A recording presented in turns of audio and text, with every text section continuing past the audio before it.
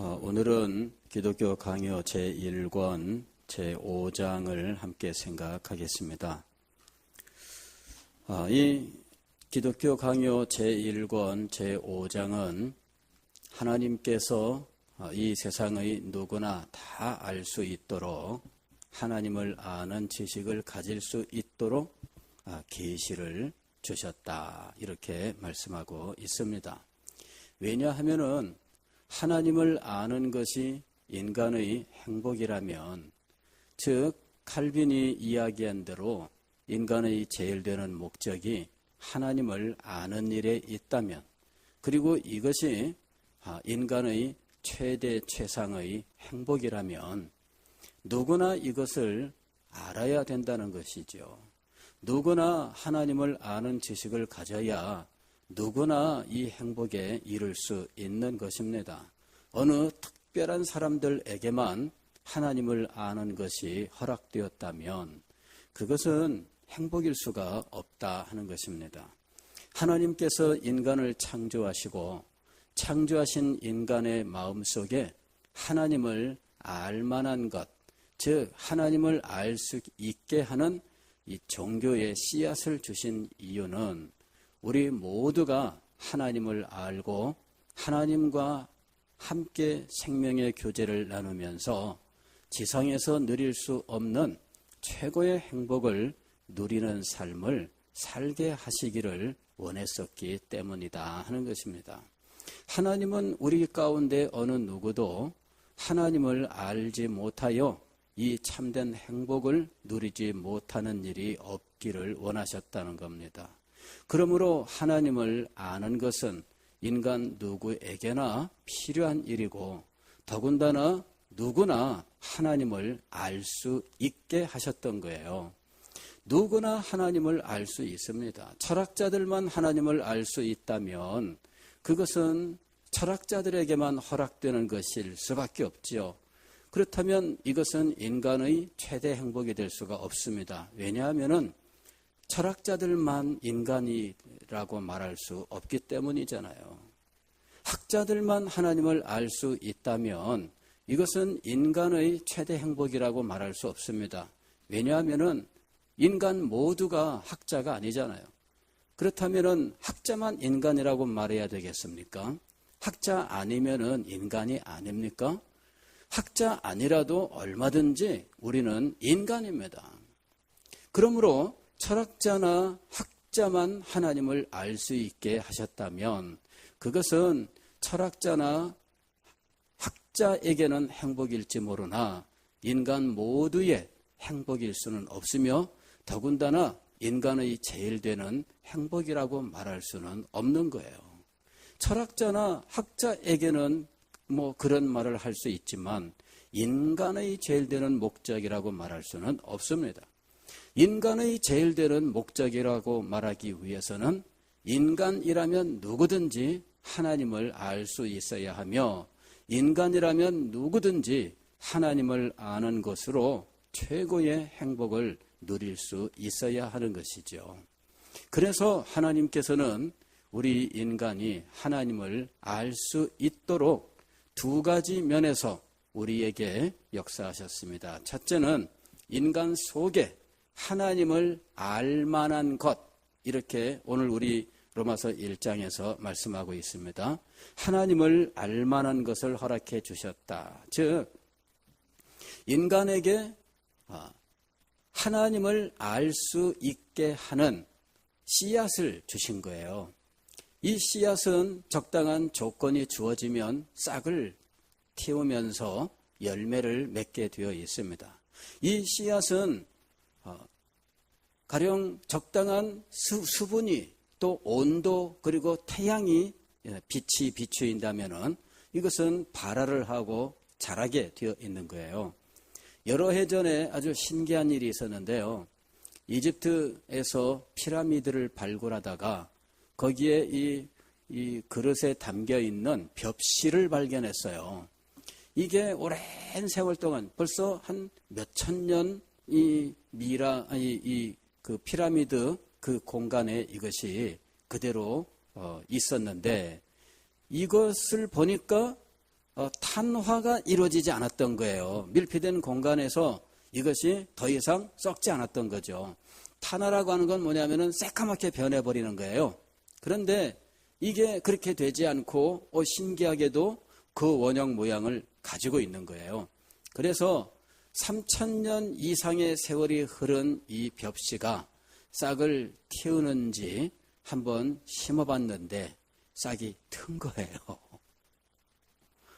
3,000여 년 동안이나 그 지하, 그 미라가 있는 그 피라미드 지하의 그 공간에 있었던 이 벽시가 세상에 3,000년도 더 지난 후에 싹이 트게 된 거예요.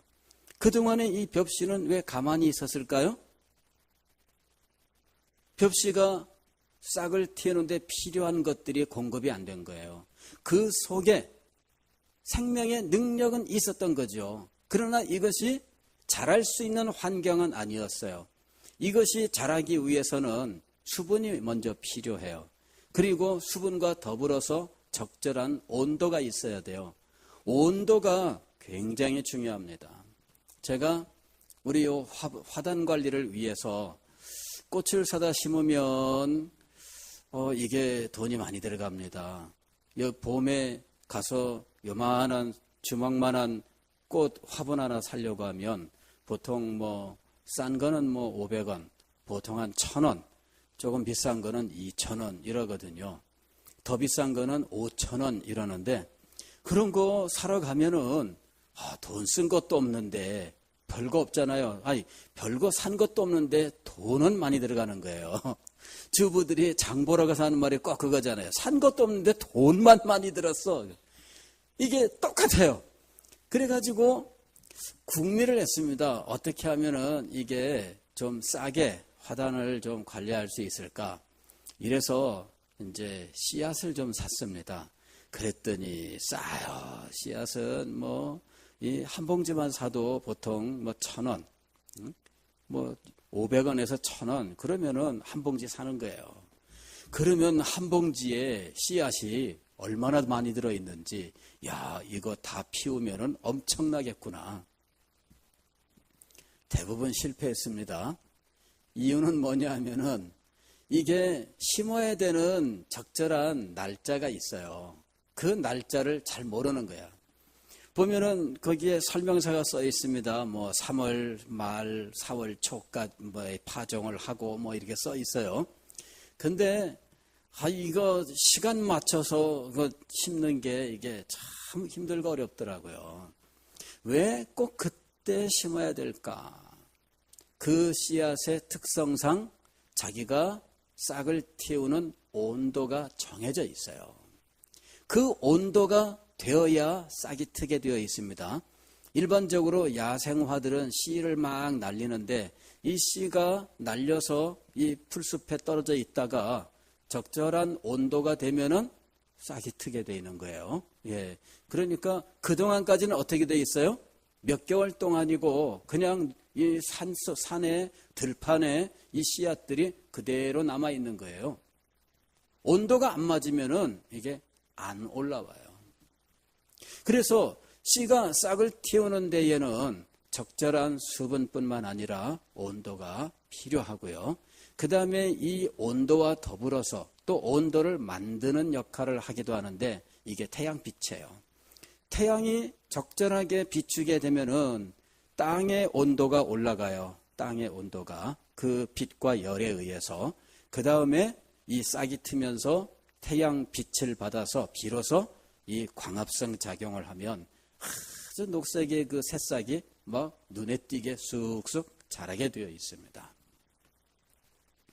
하나님을 아는 지식은 바로 이렇게 자라나게 되어 있어요. 하나님께서 우리의 마음속에 하나님을 알 수 있는 씨앗을 주셨어요.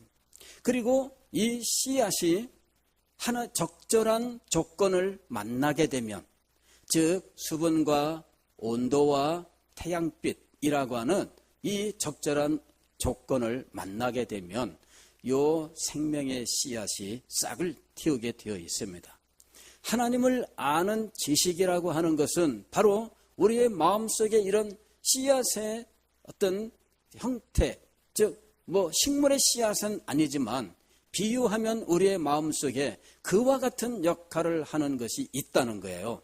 그런데 수분과 온도와 태양빛과 같은 역할을 하는 것이 있습니다. 그것이 무엇이냐면은 하나님의 계시래요. 하나님의 계시. 하나님의 계시의 빛이 우리의 이 씨앗에 찬란하게 쫙 비추이면 그러면은 이 씨앗이 비로소 싹을 틔우게 되는데 이 싹이 하나님을 아는 지식이라고 부르는 거예요. 그리고 계시의 빛이 계속적으로 그에게 주어지면 이 싹이 점점 자라나게 되어 있어요. 계시의 빛이 중단되면 이것은 자라나지 못합니다. 그러나 계시의 빛이 계속 비추이게 되면은 이 싹이 아주 장성하게 되고요. 계속적으로 이 빛이 비추이게 되면 나중에 열매를 맺게 되어 있다 하는 거예요. 계시의 빛이 중단되면 어떻게 된다고요? 그러면은 자라나질 못해요. 결실을 맺지 못하게 돼요. 계시의 빛이 계속적으로 비춰져야 된다는 것이죠. 그것이 하나님께서 우리 인간을 위해 행하신 일이에요. 인간을 창조하실 때에 인간 속에는 하나님을 알 수 있는 그 능력, 그 씨앗을 주셨고 이 씨앗이 싹을 틔우고 성장할 수 있도록 하나님께서 인간에게 계시를 하셨던 거예요. 계시라고 하는 것은 하나님이 당신 자신을 알려주시는 거예요. 이게 계시입니다. 글자 그대로는 열어주신다는 게 열어주신다. 열어주신다 이게 뭐냐 그러면은 다 보여주신다, 알려주신다 그것을 의미하는 거예요. 하나님께서는 인간이 하나님을 아는 데에서 최상의 행복을 누릴 수 있게 하셨고 이 행복을 인간이라면 누구나 누릴 수 있도록 인간 모두에게 하나님을 알 수 있는 믿음의 씨앗을 주셨고 이 씨앗이 싹을 틔울 수 있도록 끊임없이 계시의 빛을 비추어 주셨다는 거예요. 그래서 인간이라면 누구나 하나님을 알 수 있게 하셨어요. 그리고 하나님을 아는 그것으로 행복을 누리게 하셨다 하는 거예요. 하나님을 아는 인생은 자연히 하나님께 대하여 경외하는 마음을 가지고 하나님께 대한 신뢰와 의지의 마음을 가지며 하나님 앞에 찬송하며 경배하는 자리로 나아가게 되는데 이 예배를 통하여 하나님과 신령한 교통을 나누고 하늘의 신령한 은혜를 누리면서 참된 행복을 누리게 하셨다는 것입니다. 자, 이런 하나님의 놀라우신 목적이 인간 창조에 그대로 나타나 있는 거예요. 하나님께서 인간 속에 주신 이 믿음의 씨앗 속에서 하나님을 아는 지식이 자라날 수 있도록 하시는 계시는 무엇인가? 그것은 이 온 세상 우주 만물이에요. 즉 창조물 자체가 하나님에 대한 지식을 알려주는 계시라고 부르는 겁니다. 이것을 우리는 자연 계시 혹은 일반 계시 이런 식으로 이야기를 합니다. 일반 계시라고 부르는 이유는 무엇이냐 하면은 이것이 우리 모두에게 공통적으로 보편적으로 주어진 것이기 때문에 일반 계시라고 부르는 거예요. 그리고 이것은 자연, 즉 하나님이 창조하신 이 피조 세계를 통해서 우리에게 알려지기 때문에 자연 계시라고 부르는 겁니다. 하나님께서 온 우주 만물을 창조하셨어요. 시편 19편 1절에서 시인이 이렇게 노래합니다. 하늘이 하나님의 영광을 선포하고 궁창이 그 손으로 하신 일을 나타내는도다. 하늘이 하나님의 영광을 선포한다 그랬습니다. 여기 하나님의 영광이라고 하는 것은 하나님의 참된 모습을 의미하는 거예요. 영광이라고 하는 것은 탁월함을 말하는 거예요. 하나님의 하나님 되심, 이것이 하나님의 탁월하심이며 하나님의 영광입니다. 하나님의 그 탁월하심이 우주 만물을 통해서 나타나고 있어요. 하나님의 탁월하심은 다양한 모습을 띠고 있는데 하나님의 선하심, 하나님의 인자하심, 하나님의 지혜, 하나님의 능력 이런 모든 것들이 하나님의 탁월하심이 나타나는 모습들이에요. 우주 만물을 보면서 우리는 하나님의 탁월하심을 그곳에서 목격해요. 하나님의 선하심을 우리는 이 우주 만물을 통해서 발견하게 되어 있습니다. 우주를 보면은 얼마나 질서 정연한지, 이 질서 속에서 우리는 지금 생명을 유지하고 있는 거예요. 질서가 없다면 어떻게 될까요? 어느 때 어느 순간에 멸망이 찾아올지 몰라요. 그런데 이 우주가 질서 있게 그 자리를 유지하고 있습니다. 자연 이 학자들이, 과학자들이 여러 가지 과학을 공부하고 연구하고 하고 있는데 하나님께서 주신 질서가 아니면 과학은 성립될 수가 없습니다. 왜냐하면 과학이라고 하는 것은 어떤 법칙을 발견하는 것이잖아요. 법칙이라고 하는 것은 질서를 의미하는 것입니다. 그런데 법칙이 없다면 질서가 없다는 말이고, 질서가 없다면 실험을 통해서 언제나 동일한 결과를 가져올 수 없다는 거예요. 즉 실험이 성립될 수가 없습니다. 실험이라고 하는 것은 실험을 통해서 어떤 결과를 가져오는데 이 결과가 일정하게 나타날 때 우리는 그것을 법칙이라고 말하는 겁니다. 실험할 때마다 결과가 다르다면 이것은 의미가 없다 이렇게 하고 그것은 버리는 겁니다. 그것은 아무도 신경 쓰지 않는 거예요. 질서 있게 결과 값이 나와야만 그래야 이것이 의미를 가져요. 즉 이 세상에 과학이 존재할 수 있는 이유는 하나님께서 이 세상을 질서 있게 만드셨기 때문이에요. 학문이 존재할 수 있는 이유는 하나님께서 이 세상을 질서 있게 만드셨기 때문입니다. 어떤 사람들은 자연 법칙은 자연적으로 생겼다 그러는데 그건 거짓말입니다.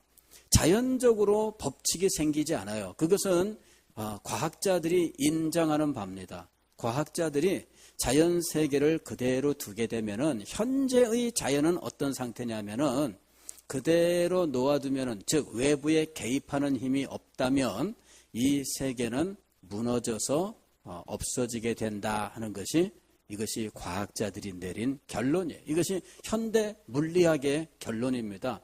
이것을 엔트로피의 법칙이라고 이야기를 해요. 이건 뭐냐면은 자연계의 모든 그 물체는 질량이라고 하는 걸 가지고 있는데 이것이 그냥 외부에 작용하는 힘이 없으면은 점점 세월이 흘러가면서 이 에너지가 높은 곳에서 에너지가 낮은 쪽으로 이것이 흘러가게 되어 있다는 거예요. 즉 에너지가 높으면 어떤 형체를 유지하고 있어요. 그런데 이것이 에너지를 상실하게 되면 녹슬어서 점점 부패되고 사라져버리는 거죠.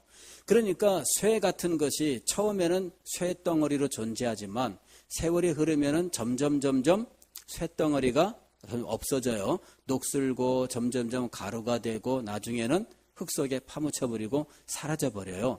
이렇게 사라져버려요. 외부에서 이것을 끊임없이 이 본래의 모양을 버리도록 이렇게 만들어가는 이 자연법칙이 지금 존재하고 있다는 거예요. 이 세상의 자연법칙은 이렇게 점점 무너져가는 모습을 보여주고 있는 거예요. 여러분 이 세상이 이런 쪽으로 흘러가고 있습니다. 왜 그러냐에 대해서는 우리가 이 타락이라고 하는 아담의 범죄와 타락, 그로 말미암은 그 죄와 부패 이런 것들로 우리가 설명할 수 있지만 애초에 하나님께서 창조하신 세계는 이런 법칙이 아니라는 겁니다. 그런데 지금 이 세계는 어떻게 되어 있다고요? 점점 없어지는, 즉 점점 이 세계는 이 부패하고 아니면은 이 무너지고 없어지는 쪽으로 지금 진행되어 가고 있는 거예요. 그러니까 지금 현재 이 자연세계의 법칙은 진화가 진행되는 방향이 아니에요. 이 현대 물리학이 발견한 이 엔트로피의 법칙이라고 하는 것은 이것은 뭐냐면은 진화의 반대 방향으로 이 세상이 진행되고 있다, 그 얘기예요. 그러니까 오늘 우리는 이 자연을 보면서 뭐 자연적으로 생겼다, 뭐 이런 식으로 말하는 것이 우습다는 거죠. 법칙은 자연이 생긴 게 아니에요. 현재 이 자연은 이 질서를 유지하는 쪽으로 진행되기보다는 질서가 무너지는 쪽으로 진행되어 가고 있어요. 그런데 이 우주 만물이 그 법칙과 더불어 자연이 생겼다라고 말하는 것은 굉장히 우스운 이야기예요. 하나님께서 창조하셨고 하나님께서 법칙을 부여하셨고 하나님께서 이 법칙을 보증하시기 때문에 우리는 학문을 말할 수 있고 과학을 말할 수 있고 그다음에 의학이나 학문을 발전시킬 수 있다라고 하는 거예요. 이런 모든 과정들이 사실은 하나님의 지혜를 우리에게 알려주고 있는 거예요. 하나님의 지혜가 얼마나 탁월한지에 대해서 우주와 만물들을 살펴보면 알게 돼요. 저희 과거에 우리 모교회의 목사님 아들이 이제 의사 선생님이에요. 그런데 이분이 의사 생활을 하면서 이제 어느 날 이렇게 이야기를 하더라고요. 자기는 이 인간의 몸을 이제 의학적으로 늘 접하고 있으니까 인간의 몸을 볼 때마다 하나님이 얼마나 지혜로운 분이신지 깜짝깜짝 놀란다는 거예요. 세상에. 어쩌면 나중에 우리 몸의 어떤 기능들을 발견하면서 혈관 하나하나 뭐 어떤 작용들, 호르몬의 작용들을 보면서 자기는 하나님의 지혜가 얼마나 놀라운지 그냥 깜짝깜짝 놀란다는 거예요. 그래서 제가 그 말을 들으면서 이 의사가 되어가지고 인간의 몸에 각종 생리적인 작용들 혹은 우리 인간의 해부학을 통해서 알게 되는 인간 몸에 대한 지식들 이런 것들이 이분에게는 하나님의 지혜를 깨닫게 하는 아주 좋은 것이구나. 그 말은 뭐예요? 인간의 몸이 하나님을 아는 지식을 갖게 하는 계시라는 거예요. 칼빈은 실제 그렇게 이야기합니다. 칼빈은 인간 자신이 하나님을 아는 지식, 즉 하나님 지식을 갖게 하는 하나님의 계시다 이렇게 이야기를 해요. 자연 만물이 하나님을 알려주고 있지만 인간 자신만큼 하나님을 알려주는 것 또한 없다는 거죠. 인간 자신이 하나님을 알려주는 얼마나 훌륭한 계시인지 가장 탁월한 계시에 속하는 것이 인간 자신이에요. 그런데 이 인간의 몸을 다루는 의사들 가운데 신실하게 하나님을 믿는 사람도 있지만 전혀 이것을 모르는 사람들도 있지요. 이유는 나중에 말씀을 드리겠습니다. 어쨌든 이 선배, 이 의사 선생님이 그렇게 고백하고 날마다 의사 생활을 하면서 너무나 감동을 많이 받더니 어느 날 선교사 나가겠습니다. 선교사 나갔어요. 근데 의사로서 뭐 국내에서 뭐 대접받고 뭐 인정받고 할 수 있겠지만 그러나 하나님의 그 영광을 인간의 몸을 통해서 발견하면서부터 하나님께 대한 경외심 그리고 이 하나님을 증거하고 전파하고 싶어하는 마음 이것이 그 속에서 싹 터오르고 이것을 견딜 수 없는 거죠. 결국은 식구들 데리고 이집트로 떠나갔어요. 이집트 선교사로 활동하다가 뭐 나중에 거기서 여러 해 사역하고 그 다음에 지금은 그곳에서 떠나서 다른 곳에서 사역합니다마는 인간 자신이 하나님을 우리에게 알려주는 계시라고 하는 거예요. 인간의 마음, 인간의 몸, 인간의 모든 작용, 인간을 다른 모든 피조물들 위에 가장 탁월한 존재로 만드신 이 사실에서 우리는 인간이 다른 모든 피조물보다도 더 탁월하게 하나님 자신을 우리에게 알려주고 있다 하는 사실을 알 수가 있어요. 하나님을 아는 영광스러운 지식, 이것은 우리의 행복이며 우리가 하나님께 받는 최대의 축복인 것이지요. 바로 이 축복을 누구나 알 수 있도록 하나님은 인간을 창조할 때에 하나님을 알 수 있는 능력을 인간 마음속에 주셨고, 그리고 이 능력이 발휘될 수 있도록 하나님께서는 우리에게 창조 자체를 통해서 계시하셨다라고 하는 거예요. 자연이란 존재하지 않습니다. 그런데도 불구하고 이 하나님의 엄청난 축복을 부인하고 망각하고 또한 대적하는 인간들의 배은 망덕이 있습니다. 오늘 우리가 읽은 로마서 1장 18절 이하가 바로 이것을 우리에게 말씀하고 있는 거예요. 18절 말씀을 보면 하나님의 진노가 불의로 진리를 막는 사람들의 모든 경건하지 않음과 불의에 대하여 하늘로부터 나타나나니 이는 하나님을 알만한 것이 그들 속에 보임이라. 하나님께서 이를 그들에게 보이셨느니라. 이렇게 하나님을 알만한 것을 인간에게 두셨고, 20절 보면 창세로부터 그의 보이지 아니하는 것들 곧 그의 영원하신 능력과 신성이 그가 만드신 만물에 분명히 보여 알려졌나니 그랬어요. 만물, 즉 피조물 속에 하나님의 보이지 아니하는 능력, 영원하신 능력, 이것이 하나님의 탁월한 것들이에요. 하나님의 성품의 탁월함, 지혜와 혹은 선하심, 인자하심, 이런 그 능력, 이런 것들이 보이지 아니하는 영원하신 능력이죠. 그 다음에 하나님의 신성, 그 거룩하심이 피조물 속에 나타났다는 거예요. 왜? 핑계하지 못하도록. 그러므로 그들이 핑계하지 못할지니라.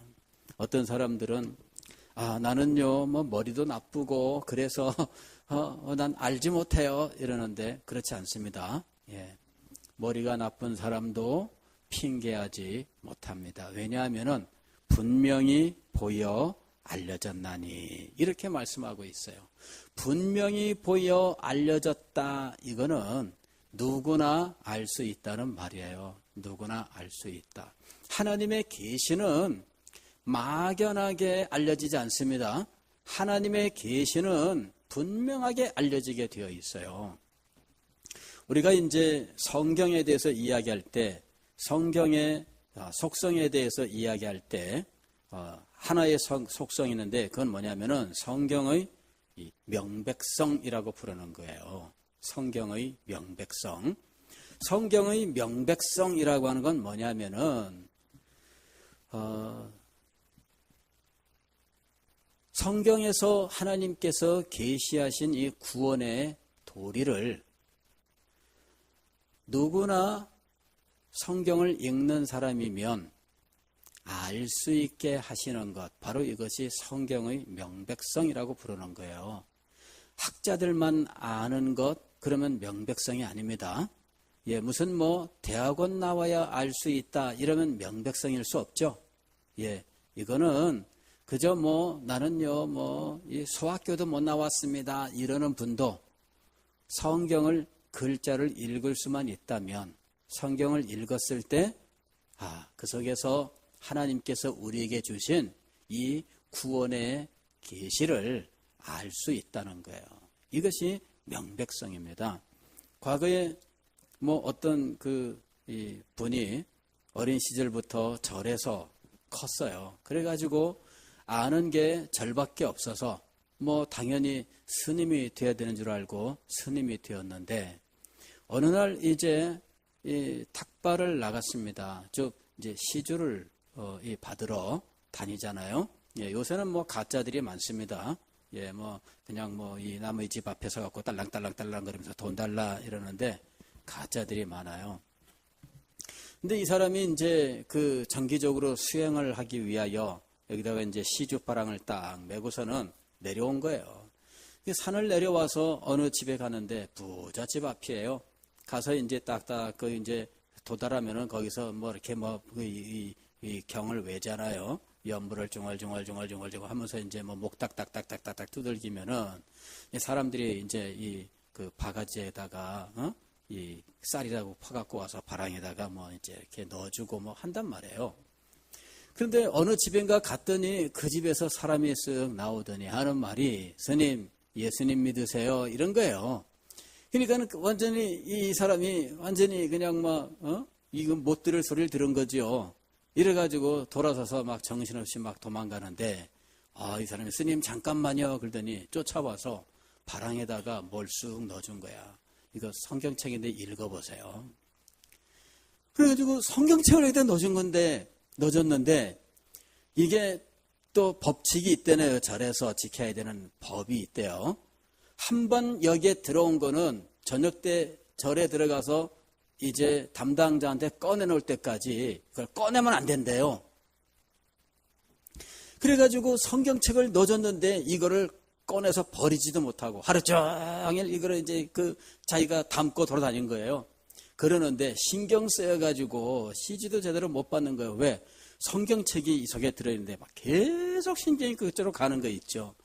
이거 성경책이 이 속에 있는데 이거 결국은 저녁 때 산으로 올라가는데 이거 바랑을 턱 내놨을 때 성경책이 나오면 혼날 것 같은 생각이 드는 거 있죠. 그래가지고 이 사람이 올라가다가 절에 들어가기 직전에 한 곳에 이 바위 밑에다가 성경책을 이제 숨긴 거예요.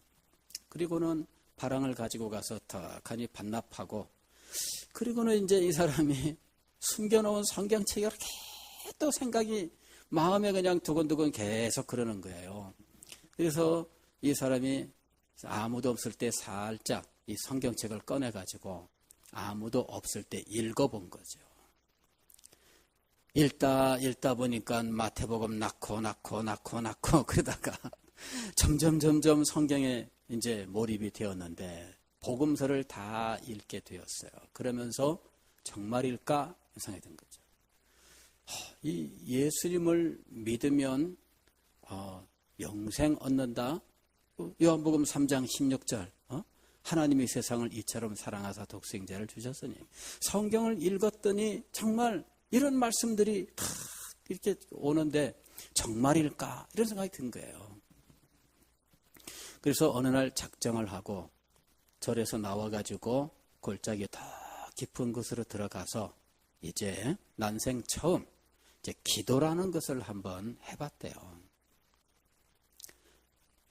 하나님이 계신다면 내가 읽은 이 성경책이 진짜인지 좀 증거를 보여주십시오.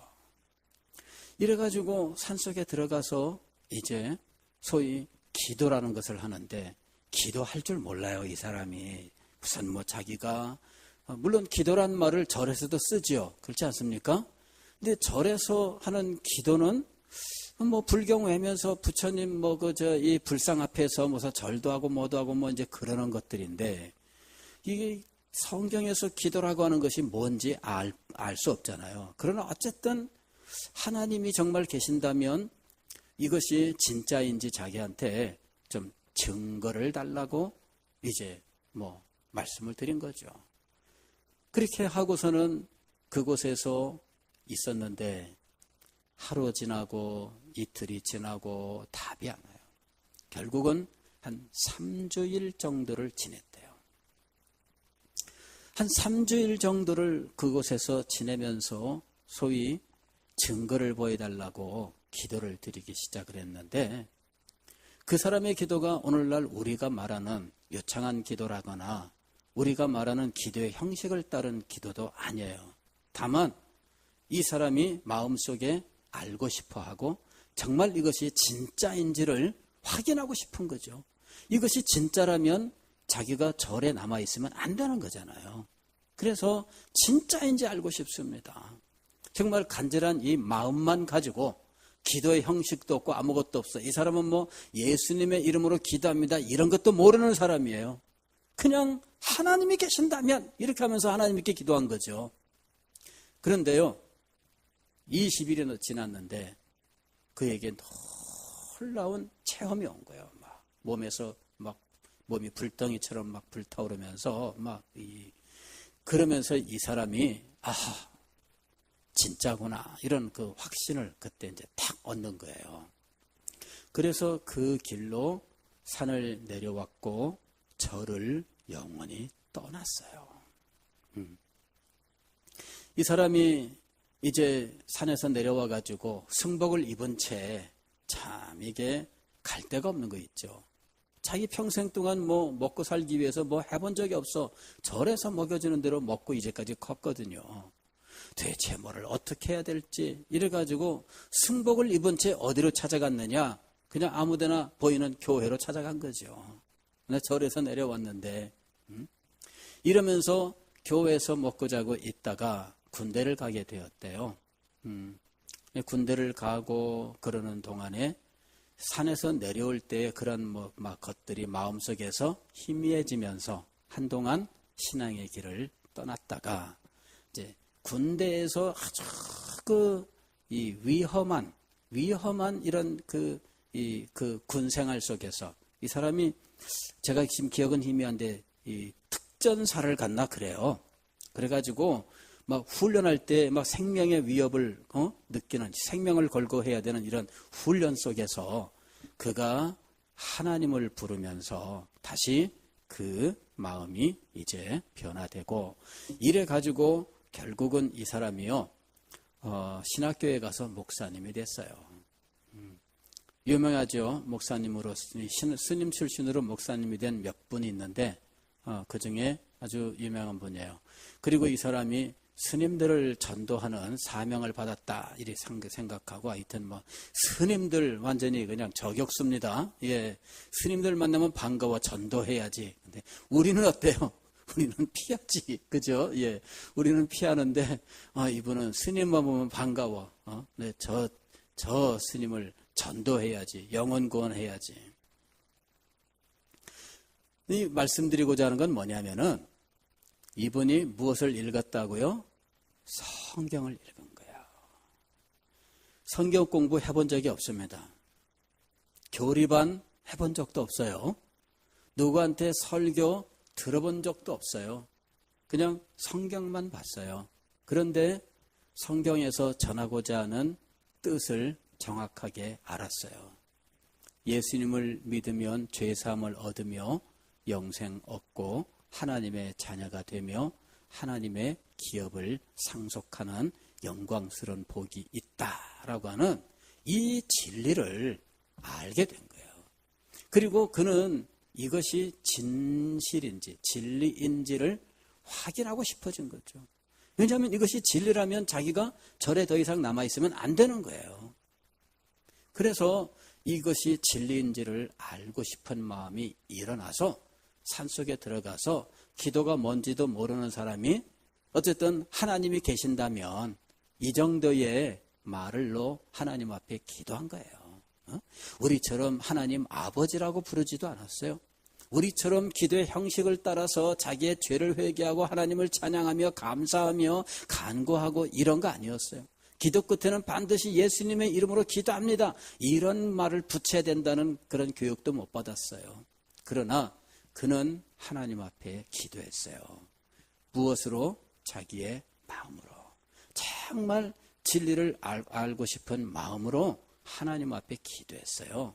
유창하거나 형식에 정확하게 일치한다거나 그런 거 아니에요. 다만 진리를 앞에 놓고 알고 싶어하는 마음의 소원만 가지고 하나님 앞에 기도했어요. 하나님께서 그의 기도에 응답하셨고 그에게 나타나셨고 그에게 역사하셨습니다. 그의 인생의 방향을 바꾸어 놓으셨어요. 성경을 교리반을 배워야만 성경을 알 수 있다. 성경의 그 구원의 도리를 알 수 있다. 그렇지 않습니다, 여러분. 제가 여러분들과 함께 교리반 공부를 이번에 13기를 하고 있습니다만은 이것은 더 깊은 은혜의 자리로 들어가기 위한 것, 더 큰 성장을 위한 것이지 성경이 말씀하는 이 요긴한 이 구원의 도리를 그것을 알기 위한 공부는 아니에요. 성경을 읽으면 알게 돼요. 이게 명백성이라고 부르는 거예요. 하나님께서 주신 이 자연의 계시는 바로 이와 같은 명백성을 가지고 있습니다. 그럼에도 불구하고 이 명백한 계시를 부인하는 사람들이 있어요. 자연을 하나님과 혼동하는 일이 있죠. 철학이 발전하면서 자연 속에서 하나님이 역사하신 것들을 하나님으로 부르는 일들이 일어났어요. 가령 자연을 하나님으로 여기는 것은 이거는 이 세상의 종교들이 대부분 가지고 있는 거예요. 그래서 이 종교들이 추구하는 것은 자연과 하나됨을 추구하는 거예요. 자연과 하나됨.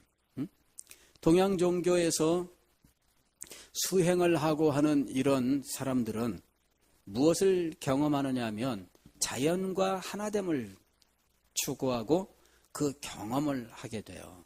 자연과 하나됨을 경험하는 이런 여러 가지 방법들이 개발이 되었는데 인도 같은 데에서는 요가가 바로 그런 방법이에요.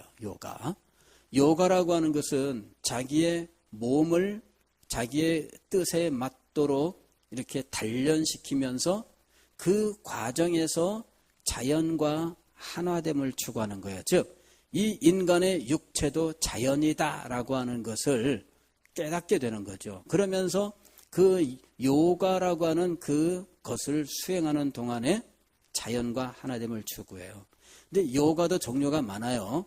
요가도 우리는 요가 그러면은 굉장히 이상한 그 동작들 그리고 건강에 도움이 된다 이러는 정도밖에 모르잖아요. 그런데 애초에 이거는 종교성을 가지고 있어요. 그래서 요가에서는 이 몸이라고 하는 것을 이 기괴한 자세들을 통해서 이 자세를 통해서 어떤 자연과 하나됨 이것을 이제 체험하는 거죠. 이럴 때 이들은 이 육체를 자연으로 보는 거예요. 육체 자체를 자연으로 보고 철저하게 이 육체는 이 자연 속의 하나의 대상으로 봐요. 그래서 이 자연에 속한 이 육체를 가지고 다양한 자세, 즉 이 아사나라고 부르는 이 자세들을 만들어서 이 육체를 자연으로 돌리는 거예요. 그래서 자연과 하나 될 때 이게 열반입니다. 열반. 이게 인도에서 나오는 거예요. 요가도 종류가 많아요. 우리는 흔히 이 동작만을 요가라고 생각하는데 그건 아닙니다. 요가에도 다양한 이 파가 있어서 그 파마다 중요시하는 게 달라요. 정신 수양, 선, 이런 명상 이런 쪽으로 집중하는 것도 있고요. 그리고 이 자세를 하는 사람들도 사실은 명상을 합니다. 특정의 자세를 취하고 몇 날 며칠이고 그냥 있는다든지 이런 이 자세 자체가 명상의 자세예요.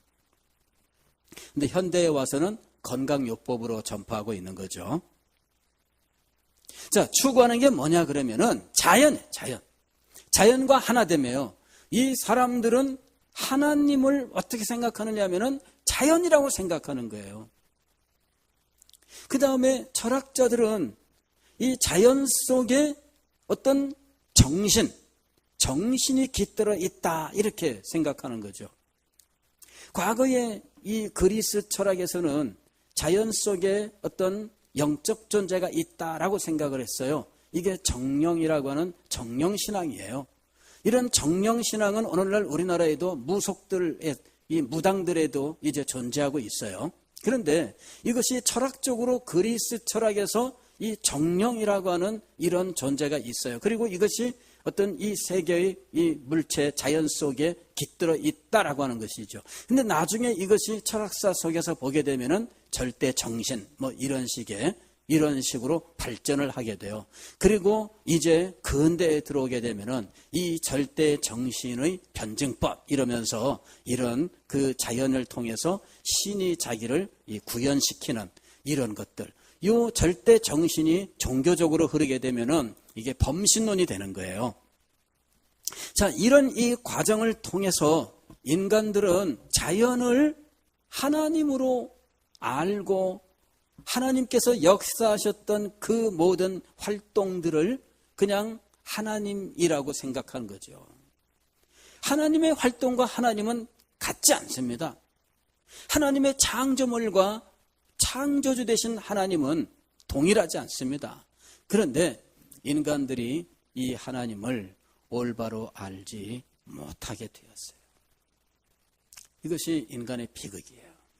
하나님은 모든 인간들이 하나님을 아는 지식을 통하여 최고 최대의 행복을 누리기를 원하셔서 인간이라면 누구나 하나님을 알 수 있도록 그 속에 하나님을 아는 능력을 주셨고, 그리고 계시를 통하여 하나님을 끊임없이 알려주셔서 이 복되고 영광스러운 자리에 이르기를 원하셨는데, 배은망덕한 인간은 하나님을 배신하고 거역하고 반역하면서 범죄하고 결국은 하나님을 잃어버리게 되었어요.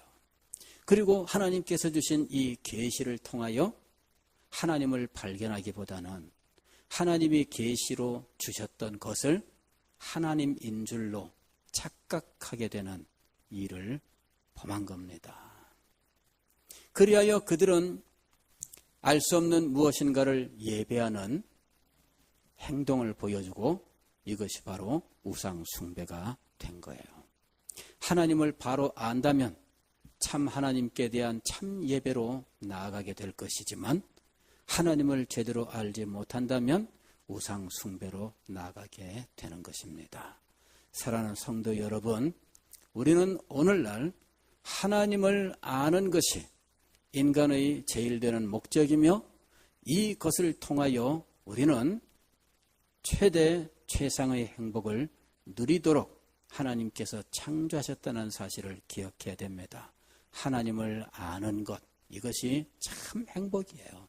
그리고 하나님은 누구나 이 하나님을 알므로 이 행복을 누리게 하셨어요. 이것은 오늘날 우리에게도 마찬가지예요. 우리가 하나님을 알수록 우리는 더 큰 행복을 누리는 자리에 나아갈 수가 있습니다. 이 땅에 있는 것은 어떻게 되는 것입니까? 아니에요. 일단 하나님을 알고 보세요. 하나님을 아는 지식 안에서 성장을 해보세요. 이것을 알고 맛보야만 여러분들이 분명히 알 수 있습니다. 하나님을 아는 것이 제일 되는 행복의 길인 것입니다. 기도하겠습니다.